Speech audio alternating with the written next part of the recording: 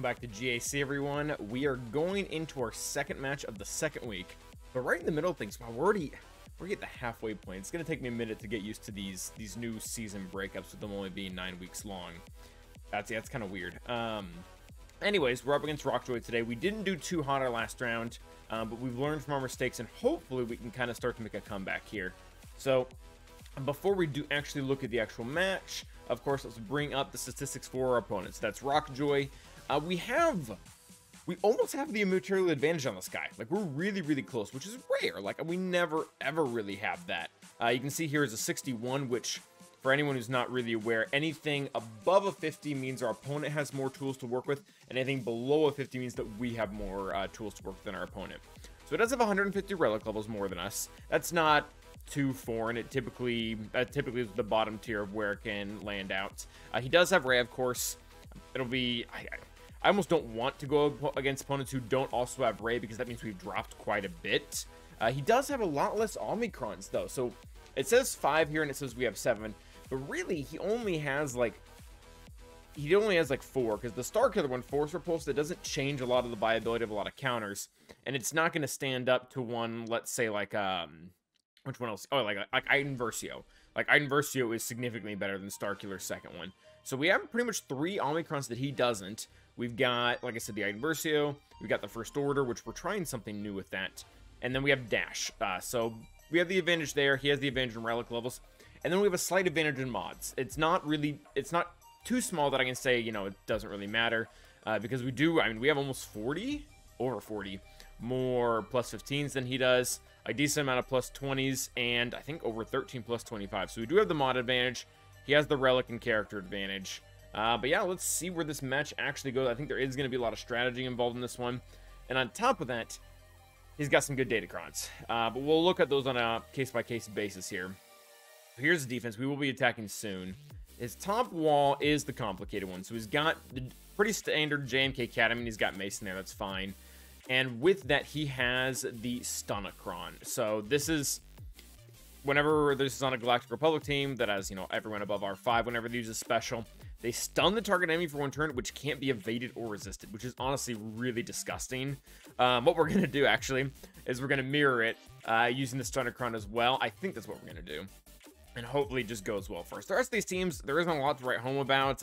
This right here will probably get Bad Batch. This will probably get Bounty Huntered. Not really sure what to do against Hux. It doesn't have the Omicron on it, so it's, you know, kind of... it's a little bit easier to tackle. Bottom wall, this is going to get Iden for sure. Probably mirror here. How fast is the Han? I didn't check that going into this. Yeah, we're faster, so likelihood that we win there. We also have more relics than he does, just at a glance. Ray is probably going to get JML'd, and I'm not really sure what we're going to do against Maul. I gotta see if in his history he typically puts down Grievous, because if he typically puts down, or not Grievous, see if he typically puts down Starkiller, because if he typically doesn't put down Starkiller, then we just walk in with Grievous, and that should work pretty well. So that is the plan. Let's see how. Oh, I need to show my defense as well. So my defense actually has changed quite a bit here. I had more time to actually mess with this, and I'm not sure this is what I'm going to do going forward, but I like it for this round. So we've got Gas, Darth Revan, Maul, and Starkiller there. Again, these are the teams that are trying to either call out counters for each other or call out counters for our Galactic Legends and back. We do have the Super Lord Vader. We've got Esselcare as well. Our opponent doesn't typically set Lord Vader, and that's really Esselcare's main purpose, at least in 5s. And then I switched things up. I gave Esselcare the premium team, and I gave Phasma the TIE Pilot Omicron team. And I really think this team actually is still going to be kind of a pain in the butt to beat. Bad Batch probably run right over it. But, I mean, Phasma is already starting at 333, which is kind of slow for the new meta. But Kylo, who's going to go first, is starting at 368. So, I mean, it's significantly better than a Phasma team would be without the Omicron, but we'll see what really happens there. And then top wall is really kind of my junk squad. It's not a whole lot going on here. I mean, we've got Undergear, Dash, Bam, who had been playing on offense, and then we got Mon Mothma and JTR. So now, we go ahead and get to the battles. All right, here they come. So we're going to start off with what we know best and what is also simplest, and that is going to be Iden versus Mon Mothma. There's no Malik in this round, so the match is pretty darn simple. Same as always, we do opt for Stormtrooper over Shore here, just because Shore has a little bit more viability in general, and I think Storm just really fits well on this team. So, as always, we're trying to focus in on killing Kyle Katarn and Kara first. The other two really facilitate a lot of things for the Iden team. They're they're really more on our team than we are on their team. We do try to use the Terminate to get the permakill on Calcatar, and unfortunately we didn't have enough damage, but it doesn't really end up mattering. This one is a little bit lower relic than we usually fight, but our gear 12 still kind of pulls through here. We're still able to get a ton of our kills on them and link them, and I don't even think we need the death mark. We just killed them all, so that was really cool. So we go ahead and take an our CLS for the mirror. I would say we're better modded and we have better relics, so this is going to be hard to lose. And I also added like a 6% crit damage datacron for fun. Everything goes as it should. We had the faster Hans. We shot their Chewbacca. They shot our Han, which was really great for us. And then CLS loves to rip translation off a 3PO like he's like highest priority. We get out their new Baka, so they lose their bonus stats. And then I mean from here, yeah, they're just dead in the water. So really easy counter there. They have Ray. There is no Datacron in this Ray, so that was very nice. A little more stress-free than the last match. And I mean, yeah, this goes about as well as most JML versus Ray matches go.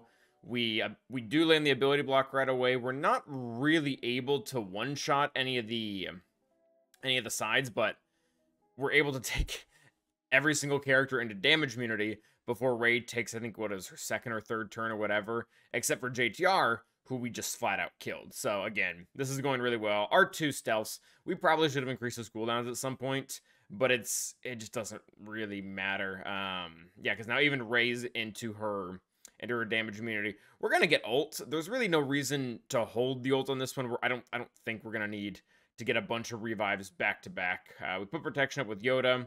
Go ahead and make sure we get all the inspired off of Ray before we go ahead and call in the assists again. Now that she has, we are free to call in the assist, but we just save them for this part. I wanted to get some more protection up with Yoda. We didn't quite get there, but that's fine, honestly. We went ahead to put the ability blocks, or rather the breach, out just for now, just because that doesn't really change whether or not they're in damage immunity. Just get out all the sides just because that's kind of easier. Make sure to call in JML here so that he actually has protection back. And yeah, I mean, it's not great banners, but then again, without Hoda, it typically never is. So Ray goes down, super easy, 59 banners, I'll take it. So this battle, this is frustrating. So we took in Grievous versus Maul, and these 2 exact comps, it has a stupid high win rating, like 97%. And this is really annoying. You can see here my Newt is about to collapse, and if he would just collapse, we would be able to take full control of the battle. But for whatever reason, he just kind of refuses to die. We want to go after Basilisk on Fallen first, just because she's the only one that's not going to be complicated to kill. Like, of course, we do want to. She is important to kill, but at the same time, like Talon stealths and for multiple ways. Maul's not important. Darth Revan will equalize, and then Malik is, he does this whole thing. So yeah, we're still in this really, really frustrating thing right here where Newt is still alive. Like, why? The entire stream was like, why will you just not die? I really, really need you to die. You have a revive for a reason, so that I can get this match back on track here. We do start taking some kills here and there, but again, Newt should not be alive this long. It was just very, very, very frustrating to see, because now, without any of the droid allies, we're essentially done for here. There's nothing that we're really going to be able to do, because as soon as it's a 1v1 with Malik versus Grievous, Malik's just going to life drain Grievous a total of 1 time, and he's going to be dead. So we do get all the sides down, but still, like, that should have been a very, very easy one-shot, but anyway, so we go ahead and take in Bounty Hunters to clean up, get about an inch away, and I don't know what it is with Bounty Hunter leads, but I was going through all of our Bounty Hunter leads. I think every single character here, except maybe Fennec, who wouldn't have done anything, had crit chance in their lead. So our team is pretty much entirely perma-feared. Even when Malik gets down to his really low health barriers where he's supposed to have a lot of crit avoidance, we just constantly keep critting him, and again, can't get anywhere with him. So that was really annoying. Went in and tried to take in Dooku just because there's a lot. If we could just get him below 50% health with healing immunity, like there, if healing immunity would have landed, we would have got him, but it didn't. So then this Malik is really well modded. He has like 335 speed, 160% tenacity, and a decent amount of protection on top of that. So obviously this fight isn't getting anywhere either. I think it did misplay at some points, but yeah, If we would have gotten healing immunity the very first turn there, it would have been dead. But at this point, we've already lost 30 banners on this, and we can't actually lose any more. So I'm not really that frustrated here. We go ahead and we take in this really garbage team of Finn, Vandor. We have some tenacity down. We have some stuns. We've got a.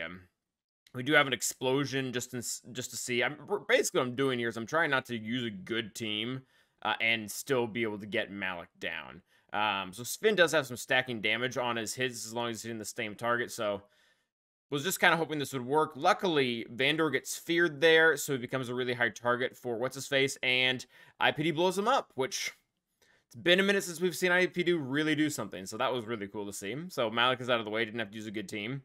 We get to the back, and we go ahead and use Troopers with Watt versus this team, and this counter sketches me out a little bit, to be honest. Like, this worked, but a big reason that it worked is just because we didn't have a relic advantage, but the Starkiller team was lower relic than most. Like, it was a Gear 12 Juhani, and I think Starkiller was the only character at our...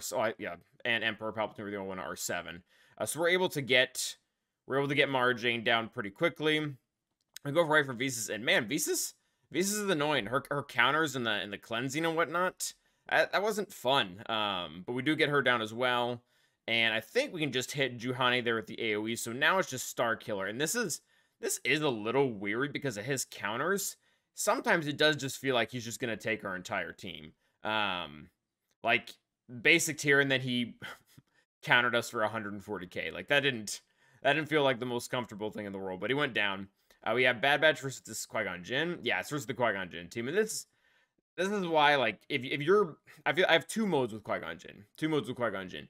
You either need to put down a really garbage comp with Jedi Anakin and, Scrubs or whatever and force Bad Batch no matter what.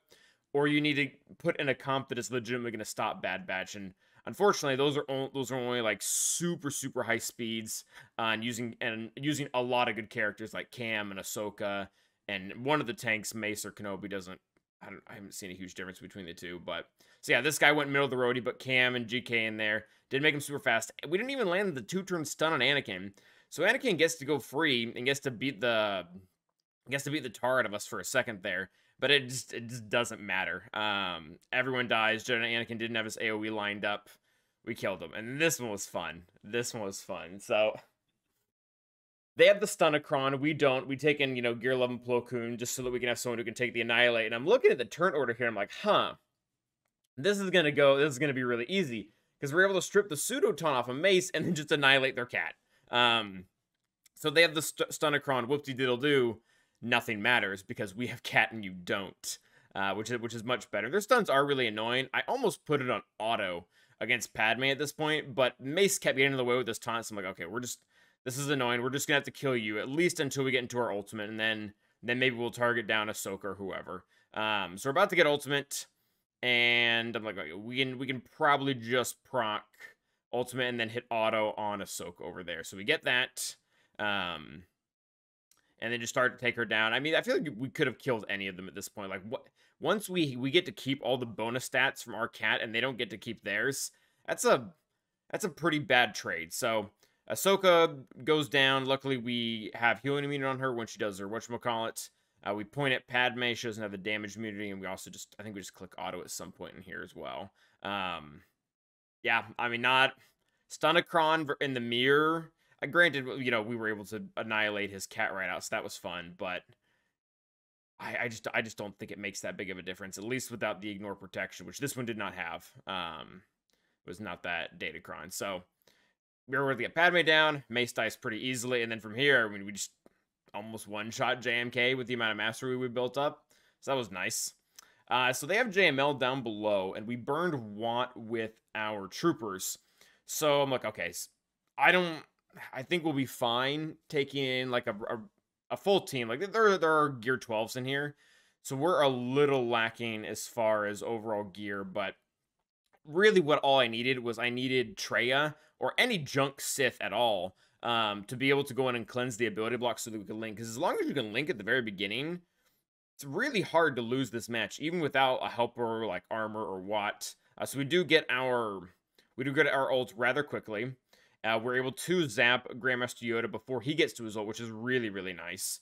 Unfortunately, we have to burn the burn Nihilus's Nyla and J-Mail. I really wanted to hit Jolie, but yeah, take what we can get. And now it just doesn't really matter. Talon's there, so that's kind of nice. That helps with damage, but then she dies, so kind of, you know, whatever. We get rid of Barris. I'm pretty sure I've done this exact fight without the ult. Like, we didn't hold the ult, we just didn't have it, and it worked just fine. So got rid of Jolie there, and then JML just dies too. So really, really easy. So once again, we found ourselves without a gas counter, which is why I'm really kind of excited. If Grand Inquisitor ends up being a gas counter, cool. Like, I'll take that all day. So this goes just about as well as it did the last time. They got what's his face down before we could even. They got Qui-Gon down before we could get gas down, so that really sucked. And I'm kind of in the same position I was in last time. Like, all right, let's just cut our losses. Let's take the sacrifice, kill who we can, and the cleanup, we'll just try to use something else. We don't have Bam this round, so he's not an option. But we do a little bit of research. We play around, and we end up taking in Wampa. We did throw in a burner just to get the turn order right so that it would be the clones that would attack first, and we could actually counter. And now we're actually able to get our protection up going, which is really good so that gas can't decrease our max health.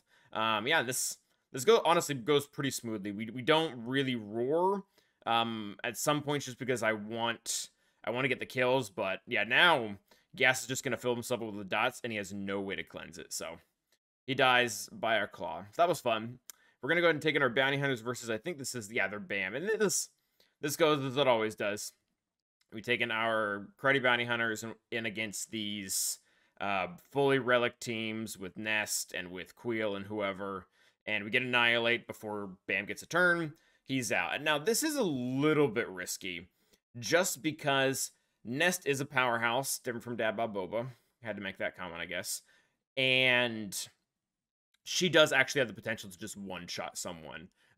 She uses her AoE, doesn't do quite enough, but she does have a big hit somewhere, and if one of us isn't stealth, she is just going to whack someone off the board. And that's actually, I think that's ended a counter before. I think it was a dash team, though, where she was able to come in, and she was able to hit Mando, and it disrupted everything to the point of where we just lost.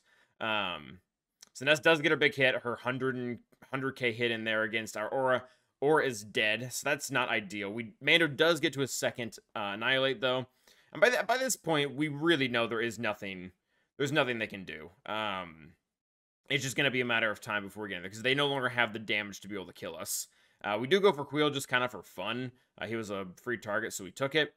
And now we just have the 2 tanks to get through, and worst case scenario, Mando is eventually just going to get to an Annihilate and just going to whack someone. So we're beating up on L3 for fun, you know, why not? I think she's actually getting pretty close to dying on her own, so we're probably going to take the Annihilate against Mando or against IG, so that, you know, because L3 is probably going to keel over. She does, and we get the zap onto IG. Pretty easy banners there.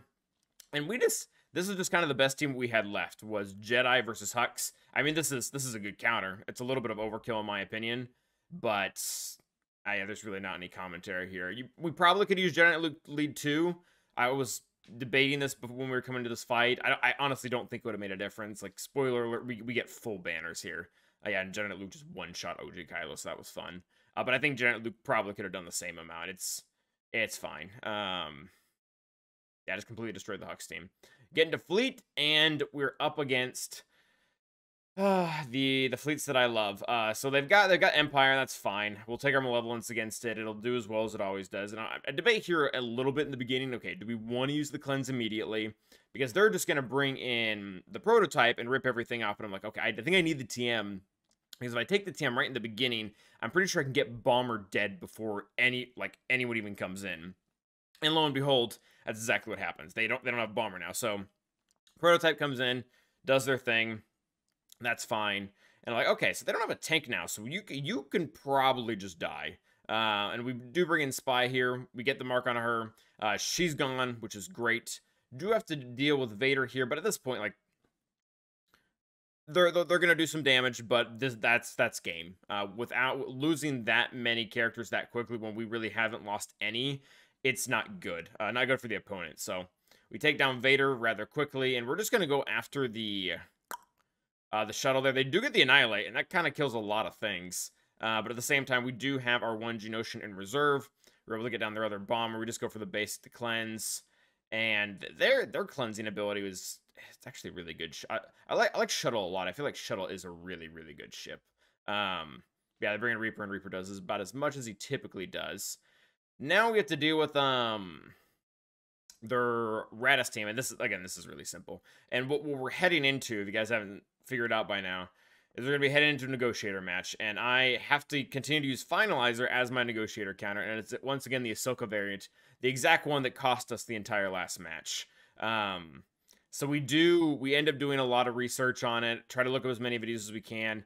Turns out it seems to be the hardest. It appears to be the hardest variant for Finalizer versus Negotiator, at least pre-echelon, which is really all anyone's making content for, because they're what was I gonna say? Everyone's using echelon versus executor. So yeah, so we kind of have to figure this one on our own. I mean, this battle's going fine. We bring in our Phoenix, different from pretty much everyone else, but you know, it works just fine. Down to 1 ship now. But yeah, so we watched as many videos as we could, and yeah, it just wasn't.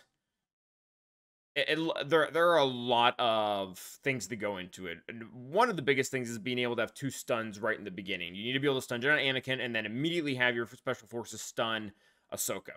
So we go on, we do the mark or the hunt so he doesn't gain turn meter.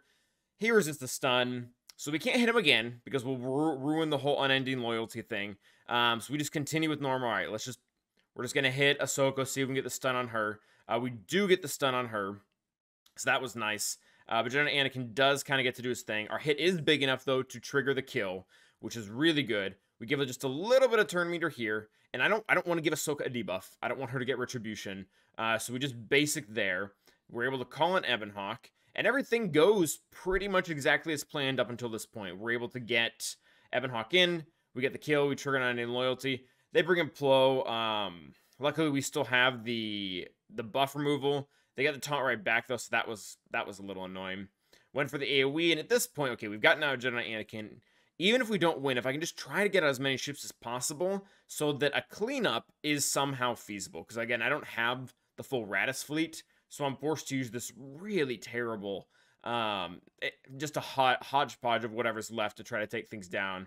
Or really, a hodgepodge of something that tries to exist long enough for Thrawn to just annihilate everything. Yeah, so... Again, trying to get some type of kill here. What's-his-face is dazed. We do eventually get to bring in Echelon. But with the Silencer dazed, this is just really not great. Because the whole thing is to call him to assist.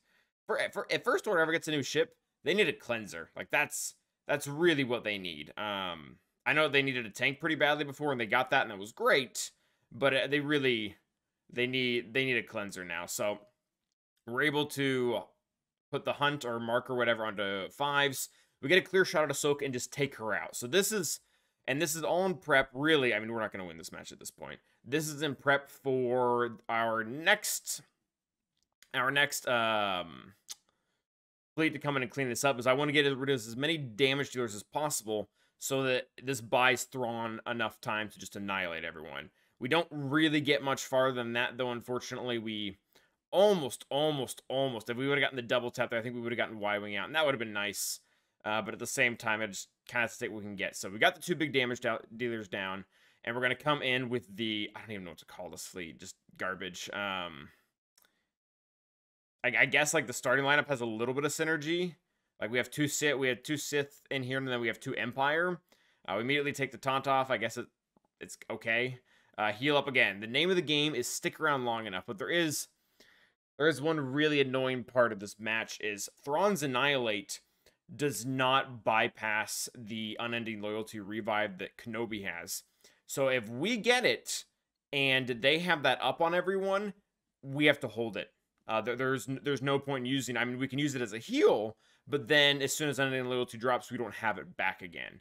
So that's really irritating. And then so we got rid of their damage dealers, but they still have Plo and they still have a bunch of tanks that are just going to be able to keep each other alive. So we're not able to get any kills on our own. We're really just waiting on the ultimate timer there. We're one turn away. Oh, I hate Negotiator, guys. I don't know if any of you watched my streams before. I hate Negotiator. So it's right before we get our ultimate. They put out unending loyalty on everyone, and now we have to just sit on our ultimate, which sucks. We bring in Wedge. Probably should have put buff immunity on their Y wing, but we didn't. I don't know why. Well, probably would have cleansed it anyways at some point, but yeah, we're just trying to get something down. We finally get the ultimate again, and everyone has unending loyalty. We can't do anything. This is I hate this fleet. I hate this fleet so much. So yeah, now it's just Bomber there. Finally get rid of that whatchamacallit. We're able to heal him and do quite a bit of damage to some other ships. So we're able to take out 2 with that first ultimate. And now we're really up against the clock because I don't have a second cleanup fleet. We can't just kill 2 ships and call it good. Like this has to work. So we're trying to look what we can get through this the quickest. And I don't even know what the resistance tank does. So we're just kind of going with it. She eventually dies. We bring in the next ship. I think I should have used the buff dispel on that one first, but it's kind of whatever. We are able to get a kill on Plo there, which is really, really nice. And now it's just the 2 of them. And they put out unending loyalty again. And I can't just put this on auto either, because otherwise auto is going to burn our ultimate on a character that can't be killed. So we do get through their unending loyalty and smash them. And we finally get that there. And we get the win on that one. So as frustrating as the Negotiator battle was, we got it down and ended up being worth it. I think what happened for our opponent is that he got stuck on these front 2 teams, Star Killer Maul. I was not on at the time to see, you know, if he killed one character, if he killed none, or whatever it was. But I'm guessing in some way or another, Galactic Legends were pulled on this front wall. Like maybe C was probably used here because he had CLS on defense. And then this probably killed 1 or 2 more GLs. And then he got to the back wall and saw that we have 2 teams that really, really want to have Galactic Legends against them to beat them. So he couldn't do that, and I think he just immediately stopped. Because I mean, yeah, we're in the review phase by this point. I don't think you guys can't see it, but this is the review phase, and this is done. So we got that one done. So we're 1-1. I really, really want to win the next match because then we have very low pressure going into the last week to be able to go into the positive. But that is gonna do it for today. Thank you guys for watching. Remember to like and subscribe, and as always, stay awesome.